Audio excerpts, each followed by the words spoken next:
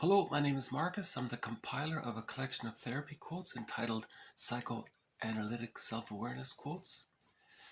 This next one is on grief, TQ 17, therapy quote number 17. There is a painful and protracted struggle to acknowledge the reality of the loss, which is opposed by a strong unwillingness to abandon the libidinal attachment to the lost object. Finally, the mourner convinces himself of the irrevocable pastness of what he remembers. This will not come again. The lost object is thus gradually decathected by a process of remembering and reality testing, separating memory from hope. That last phrase I liked, separating memory from hope. So the first part of the quote says that there can be a long and painful, protracted struggle to acknowledge the reality of the loss. This is particularly the case when there's an insecure attachment to if the child experiences an insecure attachment to the parent. Because, according to Fairbairn, with an insecure attachment, the more insecure the mother was to the baby, the more withdrawing or frustrating or rejecting the mother was, the more the child's going to bond to the mother. It's ironic, isn't it? So the worse the mother is, the more the child loves the mother, right? The more he needs the mother. But that's for another quote. But that's maybe one of the reasons why there's reference to how there can be a long and painful struggle to acknowledge the loss, in particular when the child has an insecure attachment style.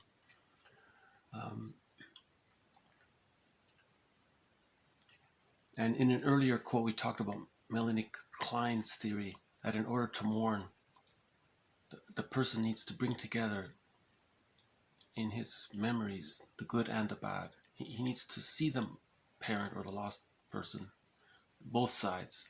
They have to be seen as a whole object. If it's split, you don't mourn. You have to see it as a whole, right?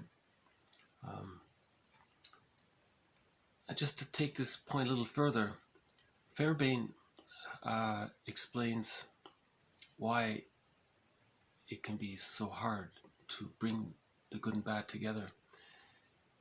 If the child is required to bond to a hurtful mom, in order for the child to believe that he has a good mom, he has to make himself believe he's not good. So apparently that's the theory. The child will assume that he's bad in order to make the mom good. That's called the moral defense. The child makes a moral judgment call. Well, I must be the bad one and the mom must be the good. Because life force is object seeking. He has to bond to a good enough mother. In order to do that, he makes himself bad so that by comparison the mom is good. So that's part of why it can be so hard to mourn if these early decisions were made. Yeah, so that's I thought that's this part addresses the issue of Melanie Klein's quote about needing to heal the split images of our mom. If we repress the bad and think she's good, we idealize her, put her on a pedestal, that can be a reaction formation. The truth may be the opposite. But we need to believe that she's all good because of that need to attach. So that's why there's a long and painful, protracted struggle to acknowledge the reality of the loss. We have to do all this. We have to sort all this in our memories. What was good and what was bad. And Bruce Springsteen acknowledged that in the introduction to his song in an earlier video we played. He said, your mom and your dad, they had their hopes and dreams and things didn't pan out for them, and and they had to make compromises and they're disappointed. They had their disappointments, and he's saying, you know, they're human beings. You know, he's getting it. They're just people. They had their struggles, and there's this thing called intergenerational trauma. They had to absorb what their parents had to, you know. And there's a benefit to the child because the parents absorb some of the stuff the grandparents had to do. So there's good and bad in all this, and you try to reach that whole picture of the parent called the whole object. See, once you get the whole object, then you can mourn. All right, and that's the second part of the quote is you do that. You separate reality testing and memory, and then you separate memory from hope. You know, surprising that there's a lot of material on grief work, and there's a lot of grief poems out there. It's really quite remarkable. I'm very surprised about this. Robert Bly's, he's called the grief poet because most of his poems are about grief work.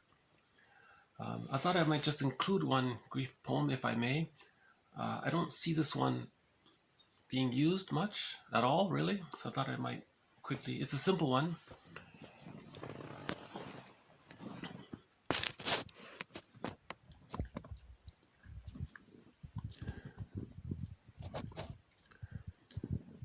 Once more, I saw my native land. To the old home I came. I heard its songs, I breathed its air, and yet 'twas not the same. The brooklet babbled as of yore, the roe leapt in the brake, the vesper bells rang soft. The hills were mirrored in the lake. I viewed the cot where years ago my mother's welcome dwelt. I saw strange faces, all unknown. A bitter pang I felt. Methought the winds and waves cried out, "Begone for evermore, for all that's dear has passed away, thou never shall see them more."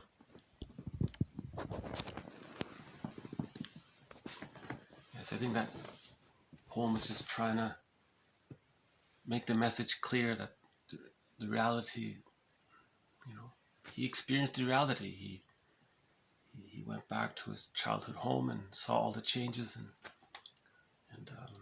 that's part of the mourning process, right? Anyways, this has been the first quote on grief so far in this series. I think there'll probably be a couple of more as we go along. It's a tough topic, you know. There's a quote that says, "Grief is healed when it's witnessed by a caring other." So often we need that close friend. I think one quote is saying, if your friend is telling you about his loss,